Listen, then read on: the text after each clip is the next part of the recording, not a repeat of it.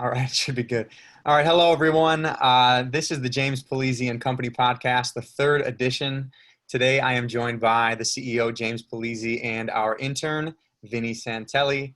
For those of you listening, we are Zoom calling right now. For those of you watching, you obviously know that because you're looking at our faces. What's up, guys? Thanks for coming in.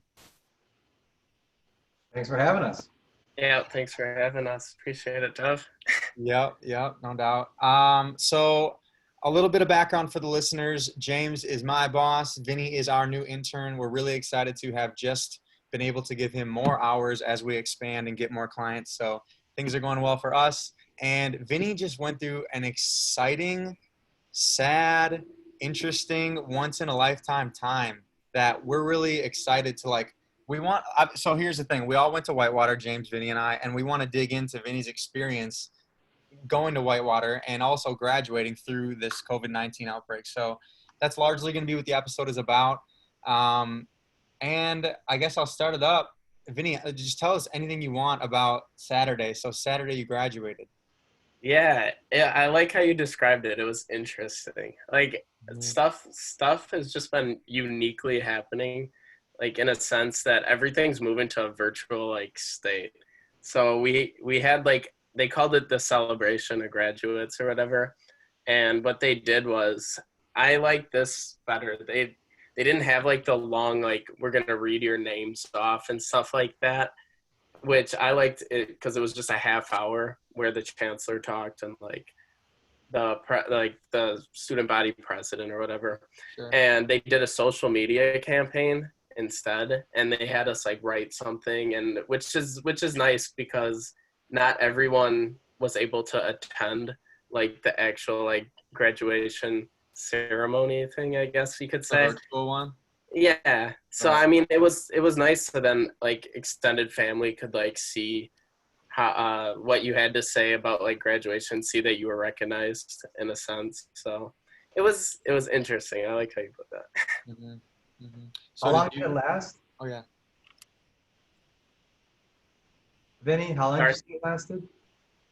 It was like a half hour about, which was perfect because Saturday was actually my birthday too. So I wanted to be able to do other stuff like that. So my birthday is weird. It's always landed on like some type of unique day. Like last year it was my 21st was like the last day of the semester. So we had a good time with that. My senior year of high school, it was you had a good time with that with your college roommates your junior year turning 21. I bet you did in Whitewater. Oh, most definitely, because I kind of played like do you guys remember the brown cab like in Whitewater that would pick you up from the bars? I pretty much played brown cab for my friends all year because all my roommates were 21, and then there was me. I was flipping through Netflix at home and stuff like that. God, brown cab. I forgot all about brown cab. Yeah, brown cab walks so Uber could run. Yeah, exactly. We was actually was brown cab before Uber? Like Whitewater's brown cab was along. I mean, brown cab was there when I was there, and Uber didn't exist yet. Yeah. Brown cab was the architect, the pioneer of the sitting on a gold mine. Yeah. Now we have like one or two Ubers, which those guys rack in like a bunch of cash because they control like everything. Like they pick people up like it's a cycle. Yeah. Well, they must be the two most patient guys in the world. Yeah, right. I know. I don't know how I could do that because I wouldn't want my car. People would get crazy when like they drink at night, so I don't want anybody's trash or like I don't want anything like in my car. But props to them. I mean, they're making their tips for sure. They're earning them. Well, I digress a little bit. Let's try to stay on the Whitewater, the good part of it, at least the not drinking part. So did you have some family over on Saturday? I mean, it was your birthday, it was graduation. Like, how was the day? Yeah, they stopped by. My sister, Francesca, she actually made me a video with some family members, like, and because I didn't want like a parade. I see all these people doing like the parades and stuff for graduation and stuff. I'm like, oh, that's so cheesy. So she made me a pretty cool video, like friends and family just wishing happy birthday in like unique ways. And then I had a couple of buddies over and we did like a yard game tournament and stuff. So played like some bago, some can jam, stuff like that. Fun. Mm-hmm. So For just sure. for a reference point, then you wrapped up your senior year and your final semester virtually. When was the last time you were in an actual classroom? So the last time I was in an actual classroom was late March. I was in one of my elective classes. I needed like another elective, so I took psychology, of human adjustment or something just random. And all of a sudden, we got like an email because we had a sense that it was going to be online. And we got an email, and then they were like, "Oh, we're online now or for the rest of the semester." And it was kind of weird because we usually like you're expecting when the last day is, so you're leading up to it, and then boom, like I'm like, this is the last class I'm ever gonna pretty much sit in. So it was just a weird feeling. I'm like, it kind of felt like we were cheated, and then at the same time, I'm like, all right, I'm done. So that's cool. Yeah. Man, you're in such a unique space because I mean, even if you're like a junior or if you're not a senior or if you're not in college, like if you were in high school, like it would, you might have lost out on your last day of high school, but if you're still going to college, it's not like your last class ever. So Hmm. you being a senior in college, and who knows if you'll go on for further education, but Yeah, that's just so unique.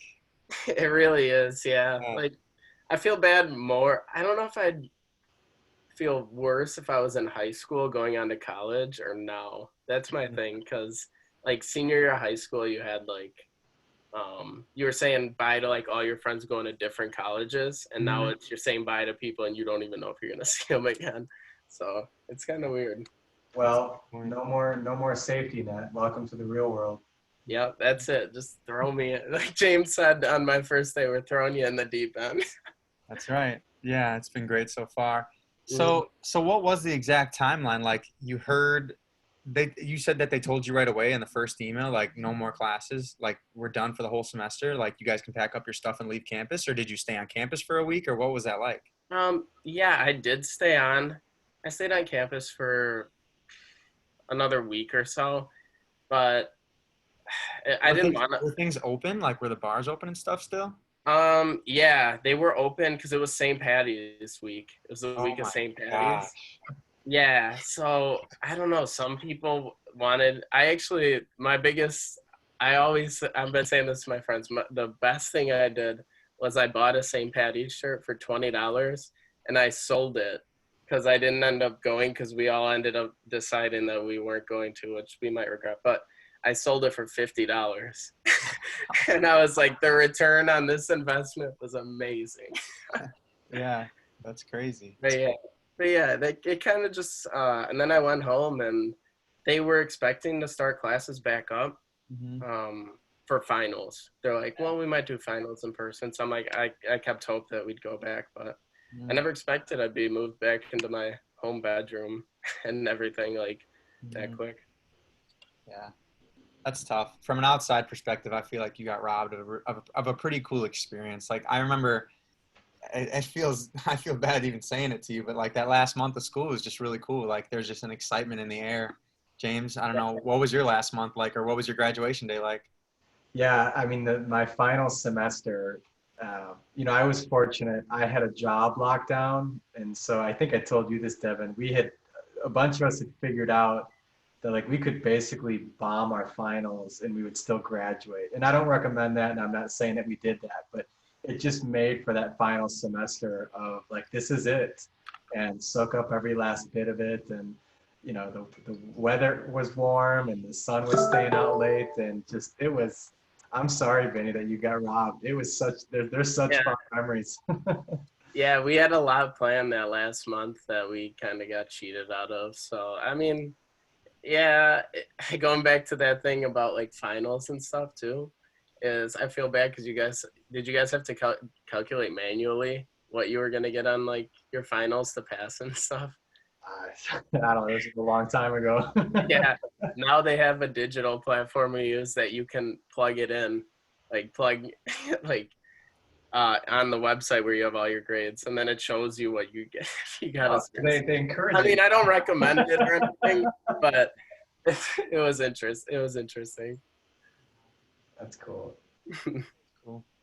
So I can hop into our questions here, and a lot of them are Whitewater related, but we're thinking that we're hoping that this gets listened to / watched by a couple of Whitewater folks. So we can jump right into favorite class / professor. James, you can go first. So, gosh, this was a while ago. I think my favorite, I don't know if I know what the name of the class was at this point, but there were two types of classes. There were those that were very much, you went to the lectures and you read it in the book and you took the exam and then you went off. And I didn't really excel at those because the other types of classes were all project based, and you'd go in there and they'd say, okay, here's the problem that you need to solve. And you're going to pretend that you're a store or that you're this business or entity, and you're going to build out the plan. And I loved those classes, and I found that I excelled at them. So when I think back to marketing classes, I think about getting the project ready and prepping the presentation and having fun with the idea and those presentations. So as far as my favorite, is there a lag on this? I don't know why that is. We just started getting it a little bit. Well, I'll pause because I think it's coming from me. Now it's gone. Oh, well, cool. Well, all the viewers can understand that we're going through the same technical difficulties that they do. I'll be quick on the last part. So then my favorite professor, I think it's funny because it's a non-marketing guy and he's not there anymore, but anybody in my network or just anybody at Whitewater would probably know him. It was Bill Tapman. He was an accounting professor, and I was terrible at accounting, and I went to a lot of his office hours, and he just helped me get through it. And he also served as an advisor to a lot of the marketing committees that I started or was on. And just a good guy, and in it for the right reasons, cared a lot about students. And just, when I think about Whitewater, I inevitably at some point think about him. So I would say he's my favorite. Cool. Vinny, go ahead. Yeah, going off of like marketing and projects and stuff, a lot of people didn't really enjoy it, like presentations, but I really just I looked forward to like presenting and stuff. But I'd say my favorite is what got me into digital marketing, probably my intro to digital class with Professor Brian Vandershe, because going into my senior year, I didn't really know where I wanted to take my marketing learning to, and I got into digital marketing, and my first assumption was digital is like all graphic design and stuff, because I'd taken other classes and I took like social media and it was off that, but yeah, digital like really sparked my interest because I got a feeling that every type of company is going to need a digital presence, so it's pretty much going to become like a requirement at school for students to learn about this in the future. So I just felt it was a way that I was going to be able to, I don't know, it was just something about it that caught me, and I'm like, this is what I actually like need to do. And the professor's like, yeah, he recommended it. He's like, you seem to enjoy working like with the project and stuff that we worked on. So yeah. How about you, Dev? What was yours? I'll get to that, but I wanted to just point out that another interesting thing that you got to experience was having an internship with a digital marketing company while you were still in classes pertaining to digital marketing. So I was curious to know if you saw any overlap or if there's anything that like clicked for you that you did in class and then you came to us and were working on JP&C and you were like, wow, like I actually just learned about this. Or do you think real world experience? Because I think about this all the time, like if I used anything that I learned in college in my day to day.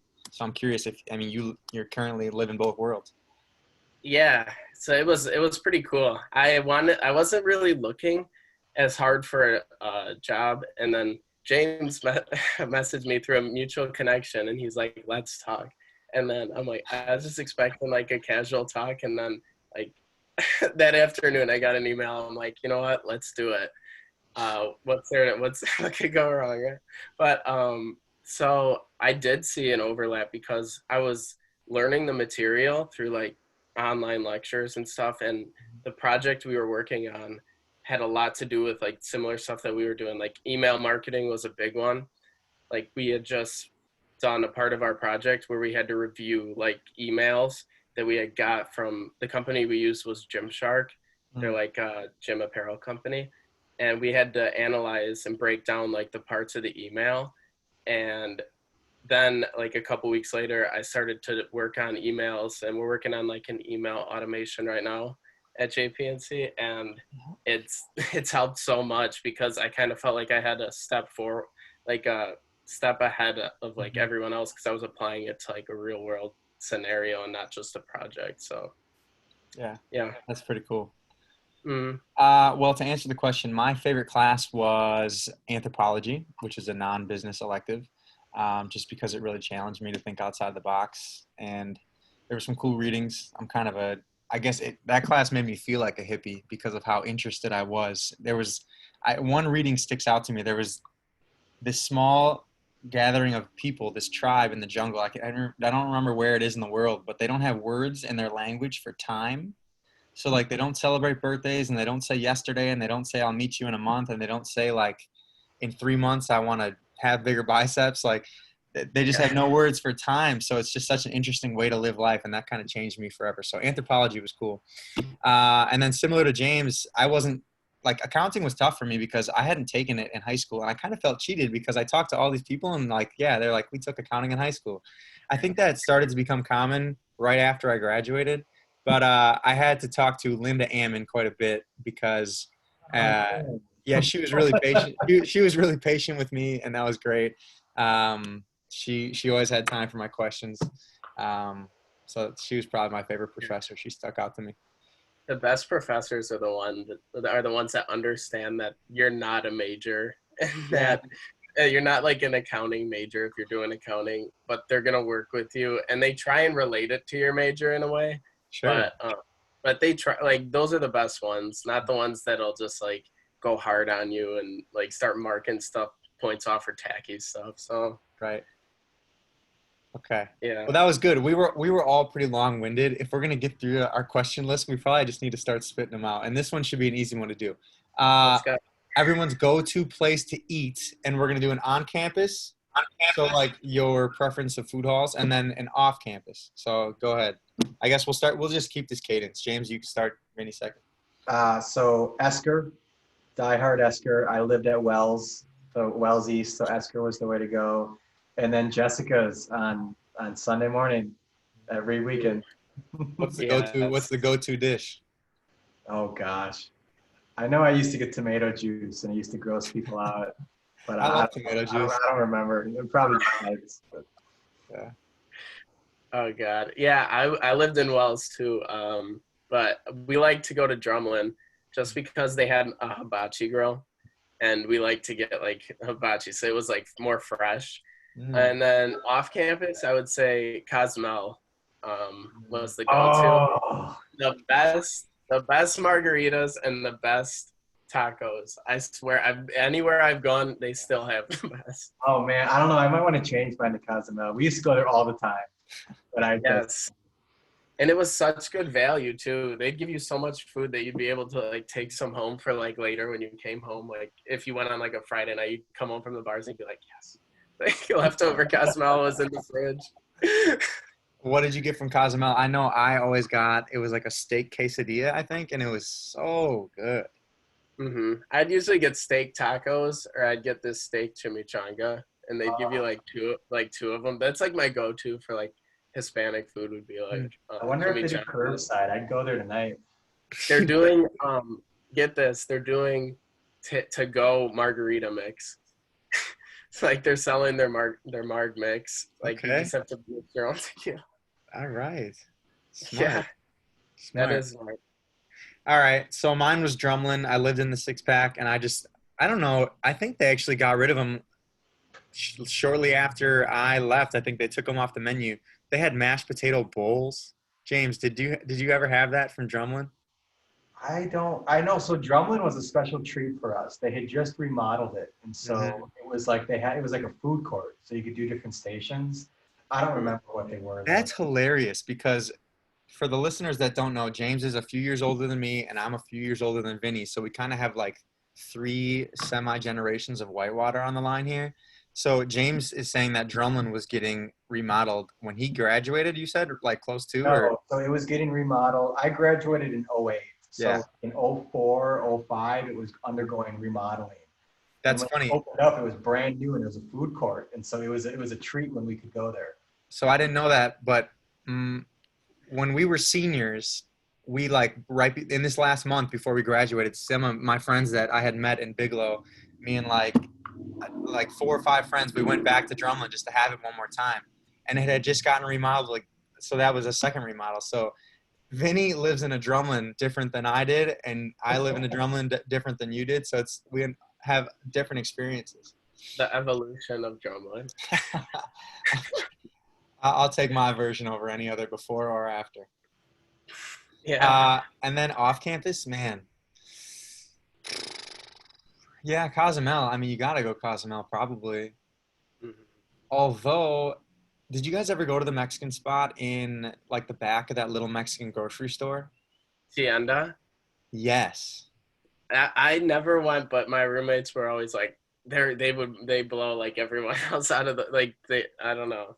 There It's was something crazy. about it being in a store or something. I swear. So it's like this very small, like hallways worth of Mexican groceries. And if you go all the way to the back, it's a restaurant. Like they'll sit there and they'll make you food. And it was really good. I think No I stuff. mean, I don't know how slept down it is now, but definitely when I was there, not everybody knew about it. I think it's great. Yeah, Yeah, I don't know it's about still slept on to this day. Oh, I mean, I that's know. good and a bad thing. I know. Okay, moving on from food, favorite places to study. So I think I'm first. So I worked at the UC, the University Center, the Student Union, and it was my life. I loved it. Whenever I go back, like I just walk through the UC. And so if I really needed to get something done and like just I had to get it done, I needed to get up and go somewhere, I'd go to the UC and I knew like the rooms that would be open or like the areas that would be quiet. Mhm. Yeah, that's kind of like how I was. Like, I needed to have a routine to study. I couldn't just like my roommates would sit there, watch TV and study. I can't do it if there's background noise. I'd go to Highland Hall, the business school, and then they had like lounges on every floor that not many people knew about, except like a handful of business students. Yeah. And I just sat up in there for the day, and it was just really quiet, and it was perfect for like studying. That's So funny. are you talking about, I'm sorry, are you talking about the lounges with like a lot of computers or with none? No, there was none. They had Yeah. like, you So know what I'm it's like talking about? big glass windows and it looks out over like the side of the Over, building. yeah, exactly. I'd go up to the fourth floor, and it was just any time of the week except for like finals, it would be just dead quiet, Yeah, it's and a it'd good be. spot. hmm What were you gonna say, James? Only that I'm jealous that Highland was not there when I was Oh my there. gosh. Oh, Highland really takes Whitewater's campus to a next level, I think. I mean, 100%. Yeah, we you've were been at in there Arlington. since, James?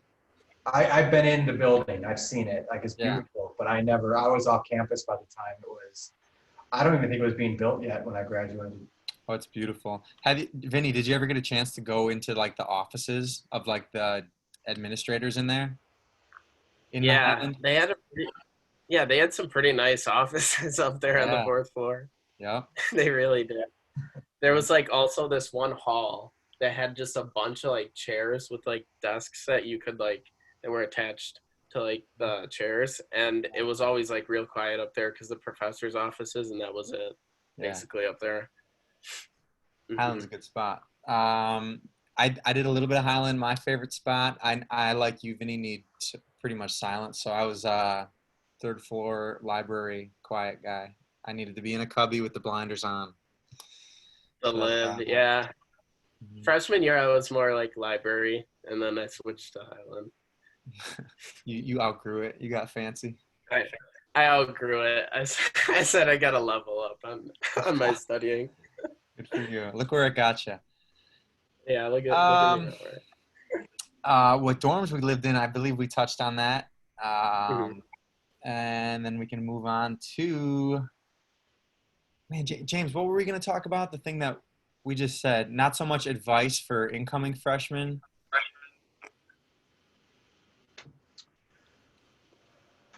Putting you on the spot. I couldn't tell if people froze. So I would just be curious to hear everybody's thoughts on, so we're obviously still in COVID-19. It seems like the world is starting up again. And there's all these graduates that, do they have jobs? Do they have internships? Like, what does the landscape look like for them? And so I don't know. I mean, I'm not as close to it as Vinny would be, or maybe you would be, but I think that would be interesting to hash out. Or I don't know, Vinny, do you have a sense, like, and not that I want you to single out your friends or anything, but like, what's it like out there for a college graduate right now? Yeah, it's pretty tough. A lot of people I know, like I got lucky that this kind of just stumbled upon just out of the blue kind of. And so I'm pretty grateful for that. But a lot of people I know had stuff lined up, and depending on the company, a lot of them I know just let them know we're not going to be having the position for internships anymore. I think career-wise more, depending on what you're going in. I think sales is hot. Like people are just keeping their jobs in sales and like some marketing and stuff like that. But a lot of like, I know like accounting and stuff like that, jobs were being like released. Like nobody could keep like the position they accepted, which was really sad. It's so interesting to me because when I learned about recessions and went through the Great Recession, I was like you, I was a college graduate. I didn't really have a concept of, I mean, I knew what a recession was. I didn't know anything else though, as I was entering the workforce. But, what I was always taught and what I saw was that in a recession, it's generally like marketing that gets cut, or like other, and I don't want to say essential or non-essential just because that's a hot word right now. I guess my point is I was surprised to see, to your point, sales is still hot, but even from what I've gathered and looking at our competitors and just talking with other people that I've networked with, like marketing has, surged during all of this, which makes sense because people need to keep their message out and they need to let people know that they are open for curbside pickup, Yeah. or what our plan is to open up the gym, or that you can get your manufacturing parts done. And I mean that's been so important, especially from an online standpoint. It's just interesting. I don't think that would have happened 20 years ago. I think marketing probably would have been put on hold. So Honestly, yeah, because everything with the internet now, that's how people are building their brand, like brand awareness. Like if they need to build a brand, that's how they're going to do it. If they have to reach new people, the best way to do it is like through the internet, like ads and like so forth. So I do think a lot of companies are like reaching out to either outside firms or hiring internally just to be able, because they need their brand to either stay alive or grow, where however they're like looking to approach it. So, and that's if there are graduates that are viewing this, I would encourage them to take that message to the people that they're applying for, or the companies they're applying for. And yeah, I mean, if they can do full time, obviously, but intern, get experience, or just the fact that they're in a position to help them get their brand out. I mean, that's going to get them a seat, at least for a phone interview or a Zoom meeting. So yeah.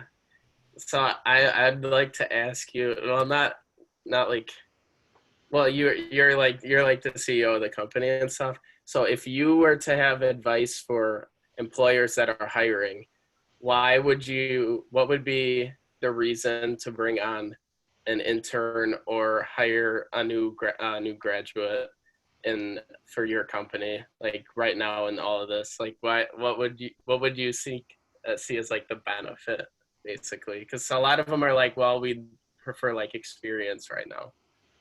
So I think, at the risk of not alienating anybody else, I think one of the benefits, and there's a lot of paths that employers can go down, right? And so the path of hire somebody right out of school, I think the best thing that graduates have going for them, and this is me talking to a hypothetical employer, is that this is still so new that yes, you can find people that are going to understand marketing methodologies, and you're going to need that. But finding people that are comfortable with digital and with pulling levers and with trying things out and with getting all of the platforms and pieces of technology, my experience, partly just with myself and especially with Devin and others, is that a younger generation, like they just know this. This is, it's like breathing to them, like they're comfortable doing this. And so to the point that brands, especially now, need to stay out there and they need to stay enhanced and so forth, a surefire way to help break through digital is a hungry graduate that's eager to prove themselves, that's going to work harder to make a name for him or herself, and is also just already comfortable with these channels. So that's what I would say to an employer as it relates specifically to why you should look at hiring college. And I hope my competitors aren't watching this because I don't want them to hire anybody. Yeah, right. Exactly. I just wanted to see your take on it, like as like an employer and stuff like that.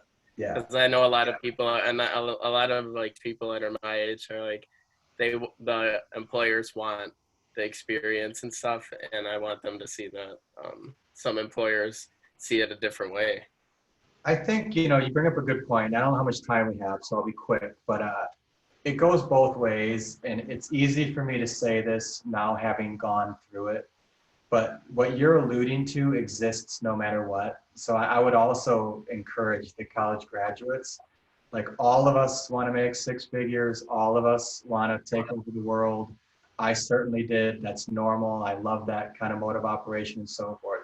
But you do have to start somewhere. So also focus on getting the experience. If the job says 3 to 5 years, you might not be qualified for it yet. So the thing that I remember is thinking when I was 22, like I was in such a hurry to turn 40 and like, I'm not 40 by the way, but now as I approach, that age, there's still so much time. So I would just encourage, get the experience, take your time. You're going to get to where you want to go. So. Yeah, that's one thing I watch. Sorry, I don't know how much time we have, but just one last point. Like I watch Gary Vaynerchuk a lot, and he was like, I started doing what I'm doing at like 30. So you have so much time like beyond like what you think. Like 22 is like really young. Like it's really, really young in like a business world. Yeah. I don't know if you or viewers will find this interesting, but I remember when I was 15 years old and I was turning 16 years old and I was getting my driver's license, I was convinced that I needed a 1970 Pontiac GTO. And like, I loved that car. And the rationale in my head was that it wouldn't be the same. Like I needed to have it at that age. And the thing that I think is funny is I'm 34 now.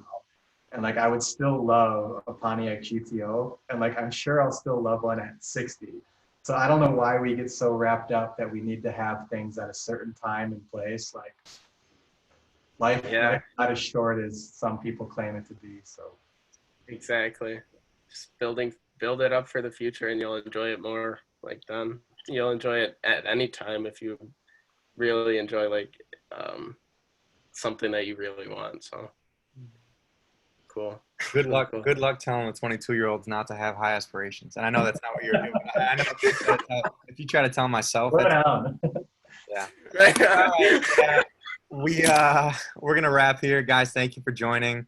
Thank you, Vinny, for giving us a little bit of insight on what it was like to graduate throughout all this. And I will see you guys shortly and soon and often. Sounds good. Thanks for having us. Guys, see you. Thank you, Dev. See you later.